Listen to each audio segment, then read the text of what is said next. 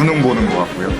참 잘 됐으면 좋겠습니다. 또 마주치는 산마다 다 넘어가는 것이 저희가 가고 있고요.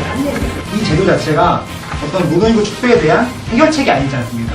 기본적으로 대안으로서 제시를 하는 것이고 현재 지금으로서는 되게 시급한 문제입니다. 무노인구 축소하는 것이 인프라가 갖춰져 있지 않는 상태에서 무분별하게 노동력이 부족하다는 이유로 외국 인력을 들여오는 것은 문제가 있다고 생각하고, 불법 체류자 추방 운동은 심지어 외국인 추방을 해달라라고 집회에 나서기까지 했습니다. 이처럼 한국의 제도포비아 굉장히 강한 편이고, 실제로 범죄율이 낮은 것에 대해서 대한민국 국민들이 잘못된 정보를 알고 있기 때문에 이들에 대한 혐오감이 생긴 거기 때문에 제대로 된 정보를 알려주고 이들의 범죄에 대한 컨트롤이 제대로 이루어진다면 인식 개선, 이런 제노포비아에 대한 인식 개선 또한 이루어질 수 있다고 생각합니다. 외국인 근로자를 고용하면서 겪은 가장 큰 애로사항의 경우 생활 관습, 종교, 언어 등의 차이로 인력 관리가 어렵다는 대답이 31.4%나 나왔습니다. 이에 대해 답변해 주시기 바랍니다.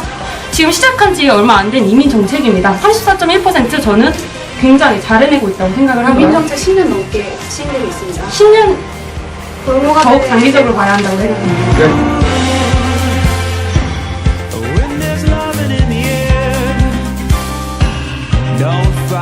저희가 준비했던 걸 다 말하고 나니까 어느새 토론 시간 다 마무리되었기 때문에 정신없이 나온다고 이겼다 졌다 이런 생각을 할 필요도 없었고요. 뭔가 말 제대로 다 못한 것 같아서 항상 아쉬운 것 같아요. 막상 실제로 시작해보니까 서로 말이 잘 오고 가서 정말 재밌었던 것 같습니다.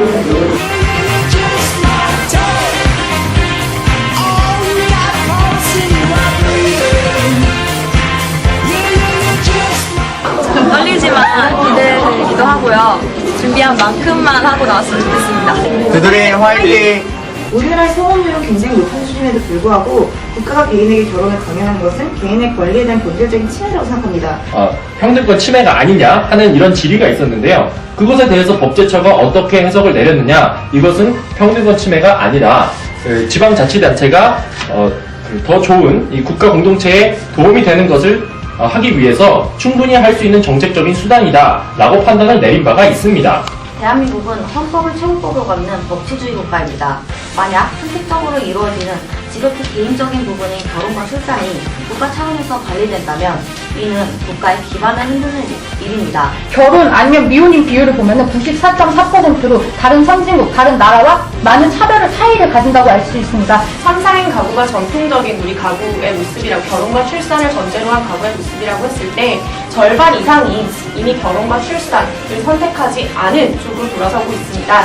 지금 경정측에서 절반 이상이 결혼을 하지 않고 있다라고 얘기하시는데요. 2012년 한국경제원의 조사원 연구에 따르면요, 20, 30대 중 70%는 결혼을 해야 한다는 가치관을 가지고 있다고 합니다.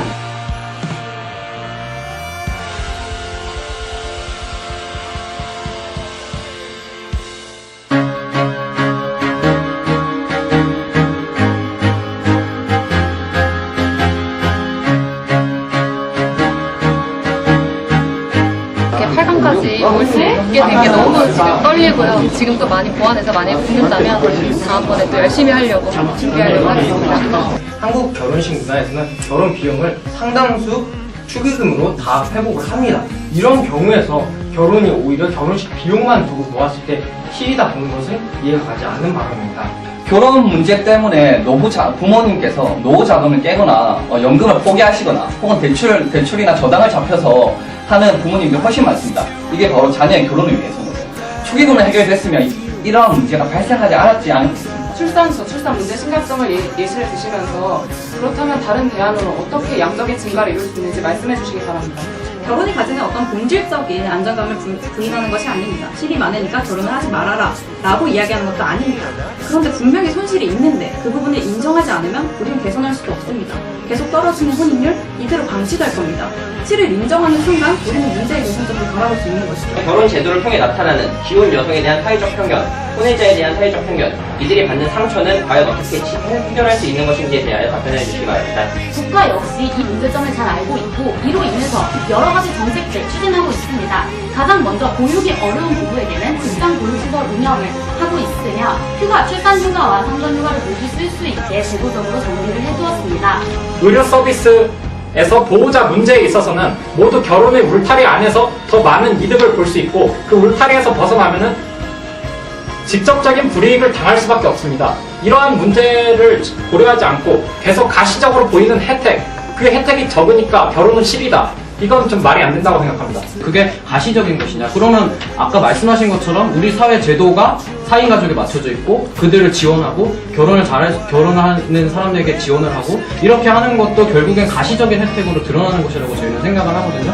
그 부분에 있어서 저희가 그거를 가시적인 것에서만 말씀을 한다고 하시는 것은 제가 받아들일 수 없을 것 같습니다.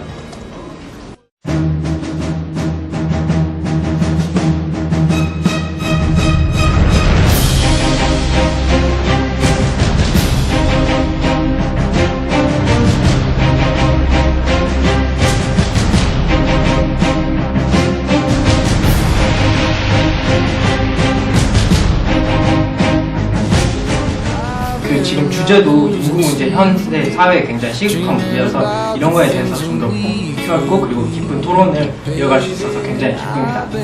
저희가 토론을 막 이렇게 따로 뭐 이렇게 한다던가 뭐 대회를 많이 나간 적이 없어서 저희가 좀 얼떨떨한 심정이긴 한데 어쨌든 기쁩니다. 지금까지 잘 준결승전까지 대해서 매우 기쁘고 앞으로의 남은 토론도 즐거운 시간으로 남았으면 좋겠습니다.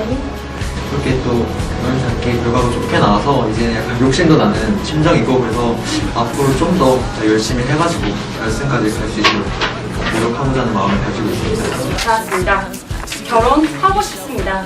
그러나 사회적, 경제적 제한으로 인해서 결혼 못하고 있는 것입니다. 개인의 의지를 떠난 사회적인 구조 때문에 결혼을 못하고 있는 것이지요. 인간 생활 중에 가장 기초가 되는 결혼과 출산은 하고 싶어도 하지 못하게 하는 국민들에게 국가가 제도로서 도와주는 것은 사생활 침해가 아닌 실질적인 자유와 평등의 보장입니다. 긍정 측은 출산 및 장려 정책이 사생활의 자유를 어떻게 침해하는지 구체적으로 답변 부탁드립니다. 이와 반대 측이 새로운 정책을 도입하자라는 책임으로 증거를 제시해야 할 책임이 있습니다. 이 장려 자체가 과연 침해하고 있느냐에 대한 논의잖아요. 그 부분을 어떻게 개인의 기본권, 그러니까 개인의 기본권 사생활을 침해하는 정도 수준으로 1인 산하 제한 정책이라든지 이 정도로 강력한 장려 정책을 의미하는 것인데요. 그에 대한 이해가 조금 부족한 거 아닌지. 현재 우리나라는 저출산으로 인해서 기획재정부 보고서에 따르면 생산되는 인구와 감소, 이로 인한 저축가구 및 투자 이축으로 인해서 경제 활력이 저하되므로 민간과 공공경제 규모 모두가 축소됨으로써 개인의 문제뿐만 아니라 전체적인 문제점을 초래한다고 밝혔습니다. 이처럼 국가가 무너지게 되면 개인에게도 분명 그 불이익이 갈 수밖에 없습니다.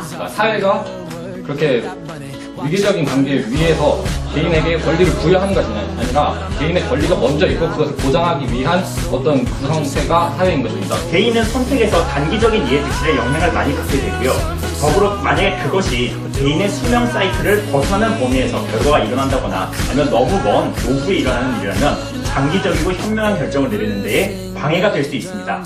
결혼과 출산을 1번 한다, 2번 안 한다 두 가지 선택이 있을 때 2번을 한 너희들도 장려를 못 받지만 1번을 선택하면 좋을 거야 라는 거는 국가가 결혼과 출산이라는 것을 정부가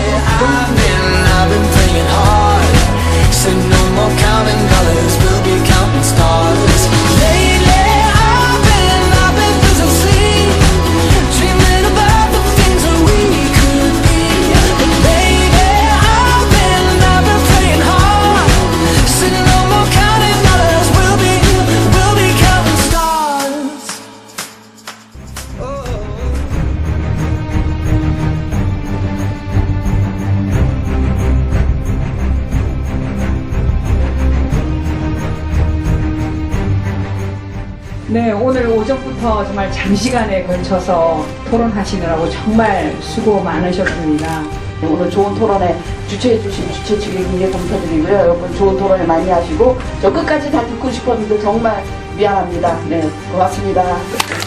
가위바위보.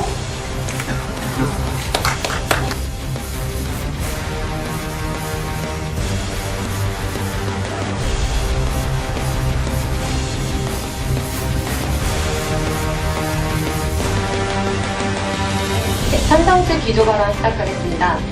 과거에는 당연한 일로 여겨졌던 결혼이 시간이 지날수록 득과 실을 고려한 선택의 문제로 변화하고 있습니다. 첫째, 결혼은 인구 문제 해결을 통해 궁극적으로 개인에게 도움이 되기 때문입니다.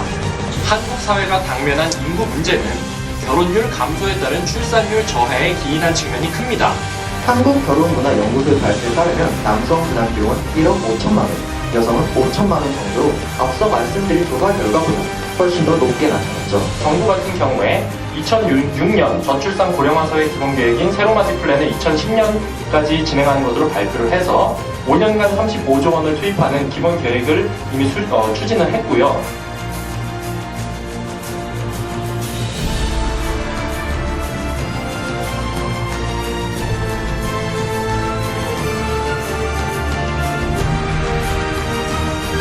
예전에 비해서 우리 국가가 이 문제를 해결하기 위해서 노력하고 있지만 현실적으로 지금 이 순간 21세기에서는 아직까지 해결책이 그리 밝아 보이지 않는 것입니다. 이에 대해서 어떻게 생각하시는지 묻고 싶습니다.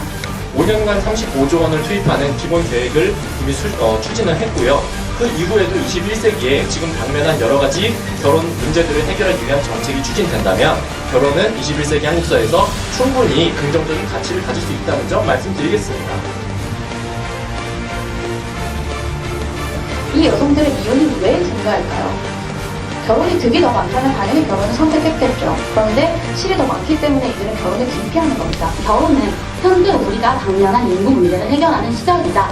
현대대가 노인이 되는 미래, 공동체의 활력을 증진시켜 결국 공동체, 그리고 그 공동체에 속한 개인 모두에게 이득을 가져다주는 결과적으로 21세기 한국 사회, 결혼은 득이 더 많다고 주장하고 싶습니다. 감사합니다.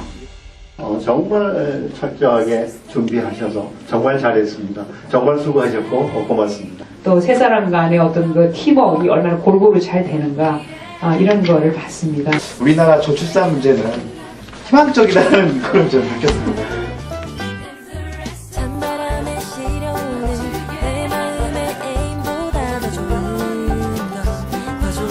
네, 오늘의 대상 팀은 대도 부문입니다. I wish you well. A little bit of heaven, a little bit of hell. This is the hardest story that I've ever told. No hope of love will be lonely, happy and then it's gone forevermore. I feel as if I'm where you stand. And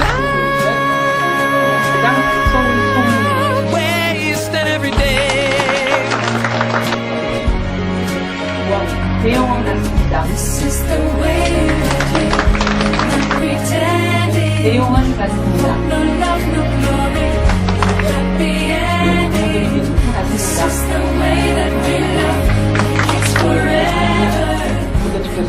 되게 시간도 부족하고 했지만 그래도 열심히 했던 게 결과가 나와서 뿌듯하고요. 결혼 결승장을 올라갔을 때도 정신이 멍한 상태로 올라갔었는데 이렇게 큰 상 받게 돼서 너무 기분이 좋고요. 오빠들이 많이 이끌어준 거 되게 고맙게 생각하고요. 네, 저는 상금 받은 걸로 제가 보고 싶었던 뮤지컬 이제 대학생 할인 받아서 S석에서 안 보고 한번 VIP석에서 보도록 하겠습니다. 감사합니다.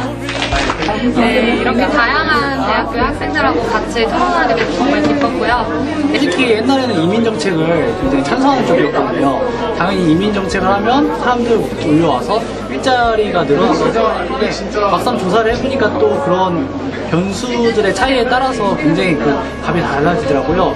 이런 좀 제가 갖고 있었던 편견을 깰 수 있는 계기여서 좋았던 것 같습니다. 이 대회가 계속해서 유지가 계속돼서 많은 대학생들이 이 문제에 대해서 계속해서 고민하고 토론할 수 있는 장이 계속 이어져 나갔으면 좋겠습니다.